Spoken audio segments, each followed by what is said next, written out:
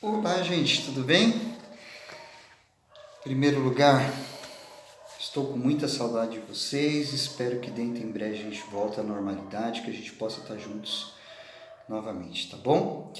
Nós vamos estar fazendo alguns vídeos aí, primeiro, fazendo uma revisão do que a gente viu no primeiro bimestre, para que a gente possa, como a gente ficou parado esse tempo, é legal a gente fazer um pouquinho de revisão, para que a gente relembre um pouquinho do que a gente viu e o que a gente precisa complementar aí para finalizar esse primeiro bimestre, tá ok?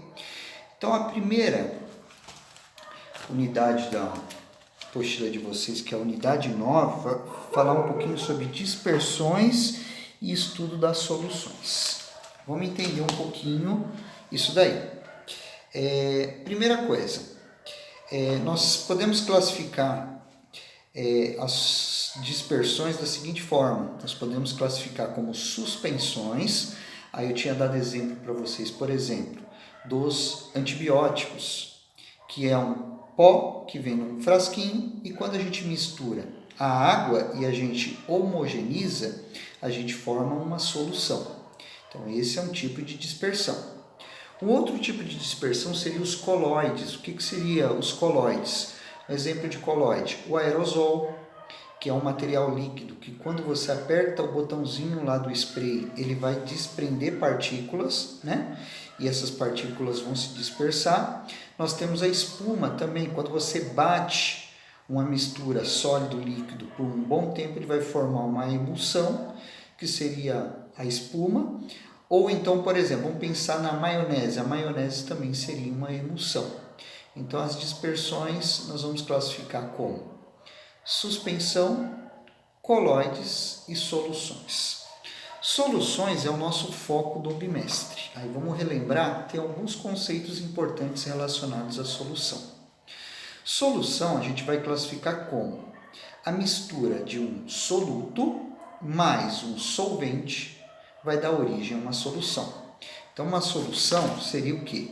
A mistura de um soluto e um solvente. Isso vai estar na página 9 da apostila de vocês, onde nós temos aqui o conceito de solução é a mistura de soluto e solvente. Quem vai ser o soluto? O soluto, na grande maioria das vezes, vai ser um sólido. E o solvente é o líquido. Esse líquido pode ser água, pode ser álcool, pode ser gasolina. Líquido seria o solvente, tá? E quando nós temos a mistura dos dois componentes, vai formar uma solução. Vamos falar um pouquinho sobre alguns conceitos importantes relacionados à solução. A solução, ela sempre vai ter uma concentração. O que seria esse negócio da concentração? É a quantidade que nós temos de soluto em relação a solvente. E quando a gente vê na embalagem, por exemplo, de um produto que tem 1 litro, esse 1 litro vai ser a soma da quantidade de soluto mais a quantidade de solvente.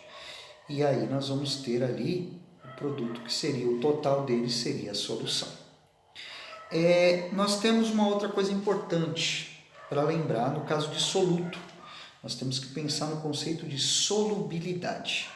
O que seria a solubilidade?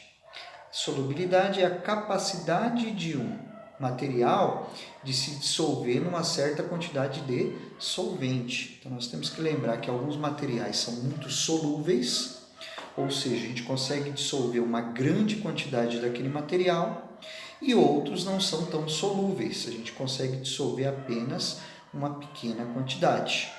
Nós vimos na apostila de vocês um pouquinho sobre solubilidade. E aí, nós vimos que alguns materiais, eles podem alterar essa solubilidade se tiver uma alteração da temperatura. Nós tivemos um exemplo em sala de aula, que nós falamos, por exemplo, de preparar leite em pó. Como que é feito o preparo do leite em pó? Você tem o leite em pó, que você vai dissolver em água. Se você dissolver esse leite em pó em água fria, você vai ter mais dificuldade para dissolver. Agora, quando a gente aquece a água, a solubilidade fica muito mais fácil, você consegue dissolver muito mais fácil o leite em pó.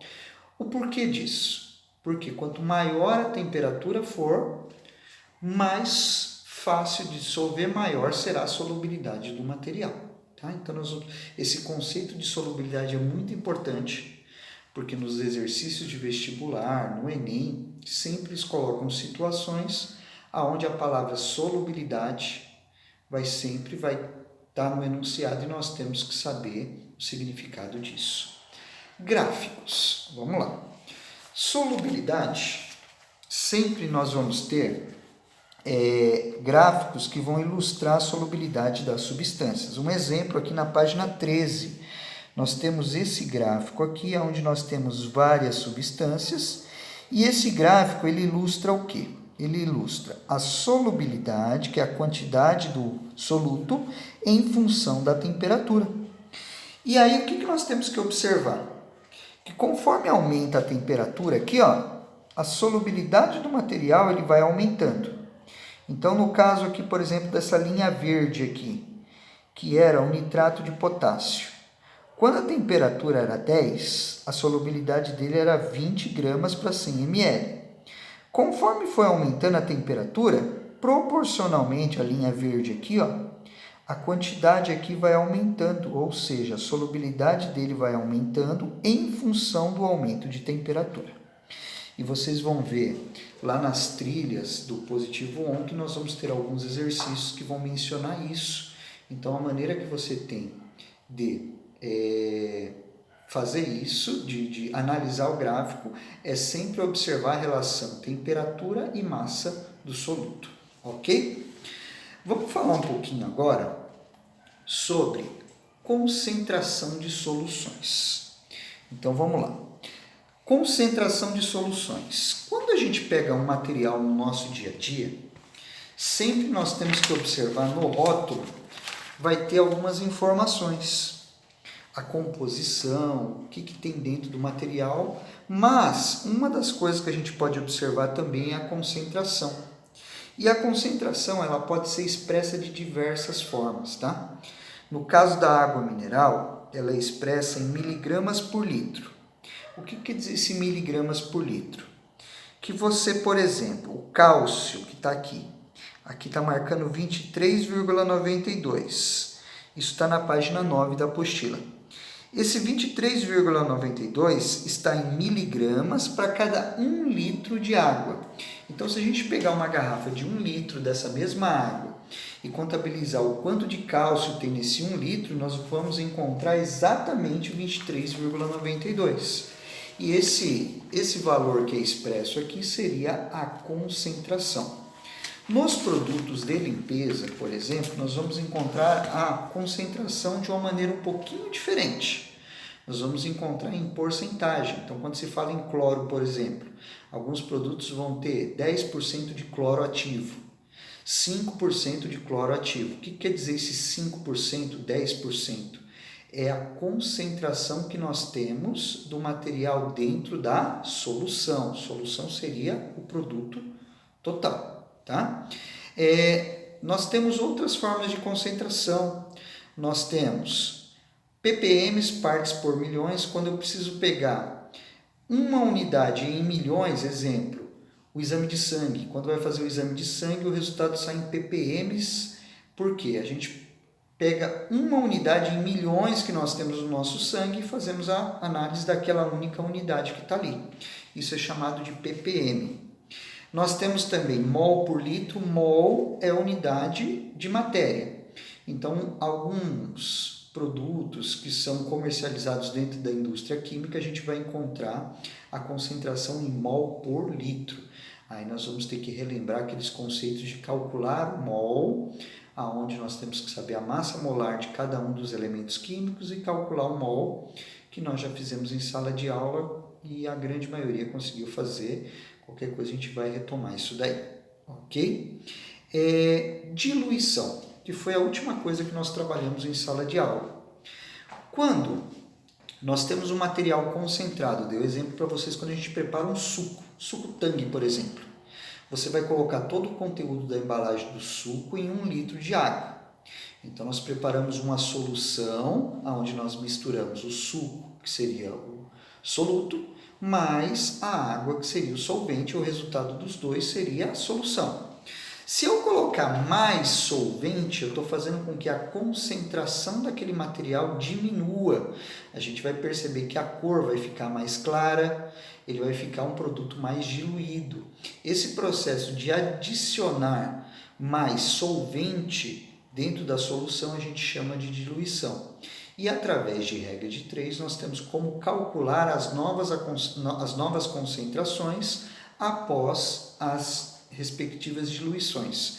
Nós temos como pegar um material e diluir ele em 10 vezes, em 20 vezes e calcular quanto seria a nova concentração daquele material.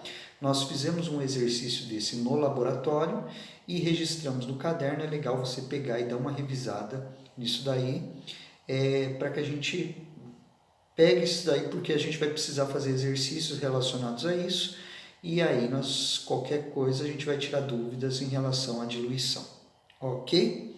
Então, relacionado à primeira unidade, que seria a unidade 9, basicamente seria isso. Nós fizemos vários exercícios em sala de aula.